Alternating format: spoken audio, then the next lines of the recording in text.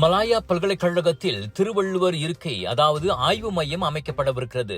புதுடில்லி சென்றுள்ள பிரதமர் doctor Sri Anwar Ibrahim, இந்திய பிரதமர் நரேந்திர மோடி இருவருக்கும் இடையிலான பேச்சுவார்த்தையின் பலனாக இந்த அறிவிப்பு வெளியாகியுள்ளது.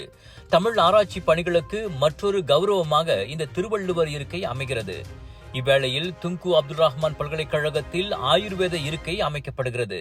இந்த இந்திய பாரம்பரிய வைத்திய முறை குறித்து கல்வி பயில்வதையும் ஆராய்ச்சி மேற்கொள்வதையும் அது நோக்கமாக கொண்டுள்ளது. இந்தியாவின் இவ்விரண்டு முக்கிய கோரிக்கைகளையும் ஏற்றுக்கொண்டு ஒத்துழைப்பு வழங்கிய அன்வாருக்கு நன்றி தெரிவித்துக் கொள்வதாக மோடி தமது உரையில் கூறினார். இது போன்ற ஒத்துழைப்புகள் இரு நாடுகளுக்கு இடையிலான நீண்டகால நல்லுறவை மேலும் அணுக்கமாக்கும் என மோடி நம்பிக்கை தெரிவித்தார். திருவள்ளுவர் இருக்கை ஆயுர்வேத இருக்கைகளோடு சேர்த்து மலேசியா இந்தியா இடையில் நேற்று 8 புரிந்துணர்வு ஒப்பந்தங்கள் கையெழுத்தாகின. இந்திய தொழிலாளர்கள் மலேசியாவுக்குள் வருவதை எளிதாக்குதல், இந்தியா ஆசியான் இடையே சுதந்திர வர்த்தக ஒப்பந்தத்தை மறு ஆய்வு செய்வது உள்ளிட்டவையும் அவற்றில் அடங்கும்.